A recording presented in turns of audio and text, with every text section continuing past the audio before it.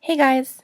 This video will be very similar to red flag number 16, which is their justifications and excuses and reasons only make sense to you.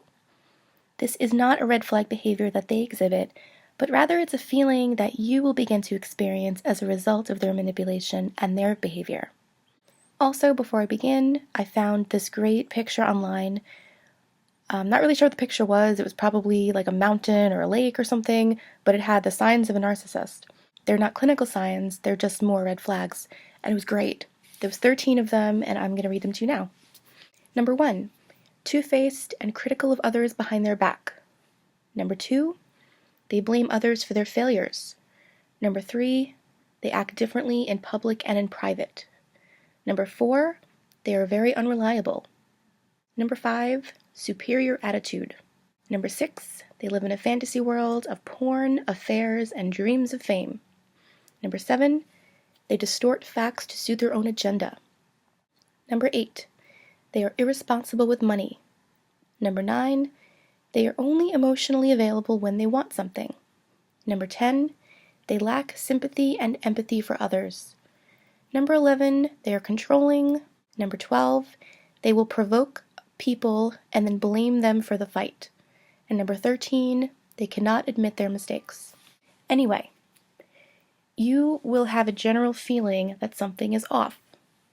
You will feel uncomfortable, nervous, paranoid, very worried, and just generally very stressed out. And you may begin to find yourself tiptoeing around them and walking on eggshells. The narcissist is very moody, and they tend to run hot and cold, so you may find yourself just trying not to piss them off.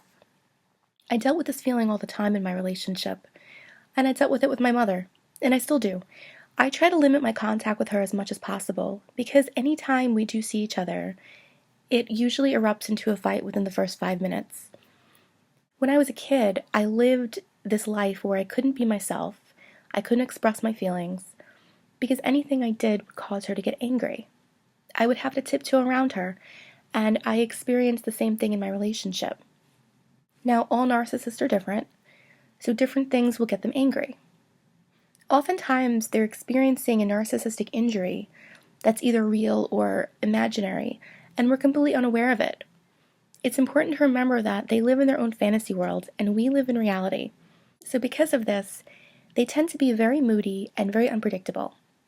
If you're a normal, healthy person who can establish boundaries, you would run for the hills if you ever found yourself dating a person like this. But for codependents, we want to help, we want to heal, and we want to love people like this, so we stay, and we put up with them. It's important to remember that this is not an acceptable way to feel. It's not okay. If you're dating a healthy person and you still feel this way, you should be able to communicate and say, hey look, I was in this really terrible, very emotionally abusive situation, and this is how my previous partner made me feel. So bear with me, I'm trying to heal from this. A healthy person will be understanding. But a narcissist, on the other hand, they won't even entertain this conversation with you. You should refer to my video on stonewalling. I do talk about this towards the end of the video, that they make it very impossible to communicate and very impossible to talk about your feelings. So Robert always told me that I had trust issues, and during the course of our relationship, I would apologize for them. I would ask myself, what's wrong with me? How come I'm so paranoid? I would tell him that, I'm really sorry, I'll try to work on that. And then I realized I was completely right to have these issues. I had trust issues because he had lying issues.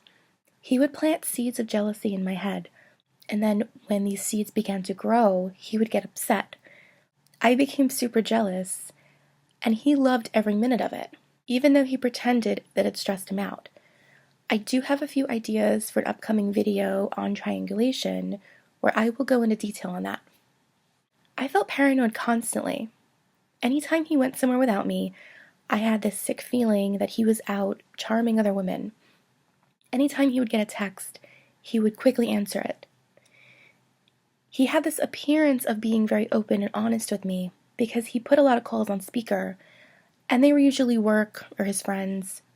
But occasionally he would answer the phone and quickly run in the other room and close the door. Sometimes he would ignore calls completely, And he's not a polite person, so I know he wasn't doing it because he was with me and just didn't want to be rude. He did it because it would have been probably a very incriminating phone call if I were to overhear it. One time this number wouldn't stop calling him, and I was getting upset and he was getting more and more nervous every time this person called. So I asked him, I'm like, is that some girl that's pregnant or something? And he had this very guilty, sort of deer in the headlights look. And I tried so hard to give him the benefit of the doubt that it wasn't something super big. And thankfully it wasn't. It ended up being one of his friends with important news about something. I forgot what it was. But he had this look on his face that he got caught doing something wrong, because he usually was planning to do something wrong. I felt nervous about contacting him throughout the day to say hi. I felt nervous about casually asking him what he's up to, because he would always tell me that I was interrogating him. Occasionally, he would plant these seeds of nervousness in my head, because part of him really loved to fight with me. He absolutely loved the conflict. And I did mention I will do a video on that topic. Maybe I'll do it next, I'm not sure. But what he would do is he would say something like, I'm going out tonight. So the next normal thing to say is, that's cool, what are you doing? And he would snap back at me with, oh my God, you won't let me have my freedom. Why do you always need to know what I'm doing? You're so controlling. And it's like, dude, what is your problem? You know, when someone has a reaction like that, it means something isn't right. They're up to something, or they're planning to be up to something. So instead of putting my mind at ease, he would do the opposite, and he would make me super paranoid. And then I actually would interrogate him. I wasn't doing it before, but now I was. And we would end up having a fight. And this fight in his head was a breakup, which was an excuse to go out and cheat on me. So it was a mess. The whole thing was just a mess. You know, I was scared to text my own boyfriend good morning because I never knew what I was going to get. If he was in a good mood, great. If he was in a bad mood, he would usually say something to ruin my day.